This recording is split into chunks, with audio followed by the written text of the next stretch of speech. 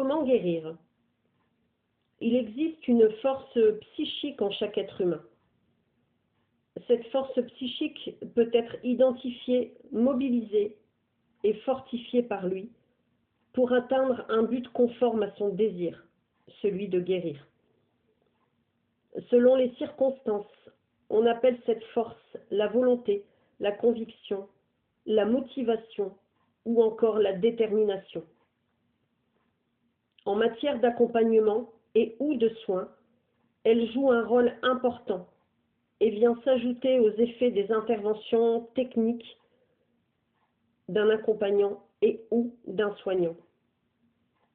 C'est à celui-ci, par un travail qui demande une étroite collaboration et une relation chaleureuse avec le patient, de lui en faire prendre conscience et de l'inciter à l'utiliser en le soutenant toujours et encore dans sa démarche. Parce qu'on ne guérit pas si on ne le souhaite pas. Quand il t'arrive quelque chose de difficile, de douloureux, tu peux intégrer l'expérience au lieu de la juger. Tu peux l'accueillir pour la comprendre, la traiter et en extraire ce qui pourra te permettre d'avancer.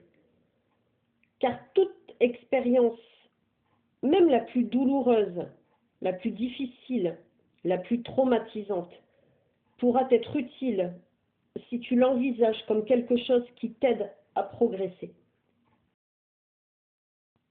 Guérir, certes, mais pardonner surtout. Parce que le pardon fait partie intégrante du processus complexe de guérison.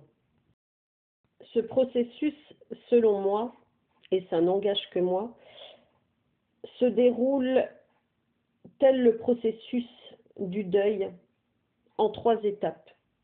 La première étape, la souffrance.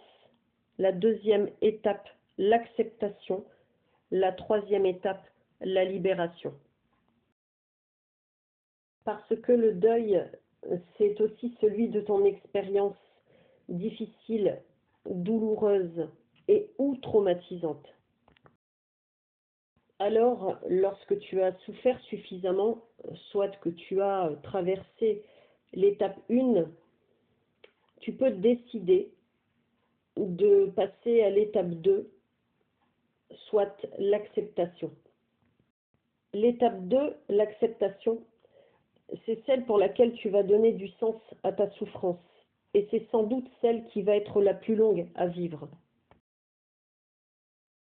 Parce que l'acceptation va te demander d'explorer tous les paramètres de ta souffrance. Ceux qui sont liés directement à toi, mais aussi à l'objet de ta souffrance. Dès lors que tu auras exploré tous ces paramètres et que tu auras donné un sens à tous ces paramètres, eh bien, ce sera le moment pour toi de passer à l'étape 3, la libération.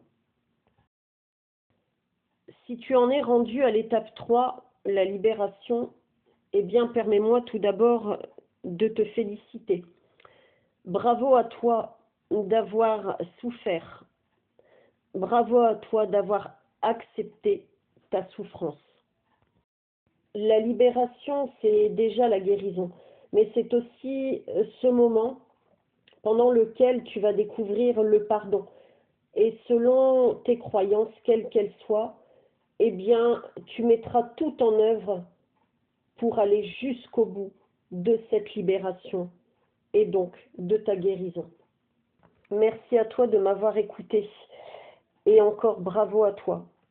Et si tu faiblis, si tu rechutes, si tu chutes, si tu peines, si tu pleures et que tu as besoin de réconfort, alors écoute cette vidéo encore et encore.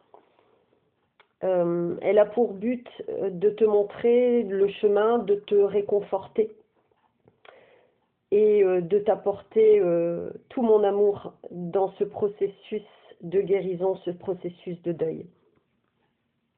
Merci.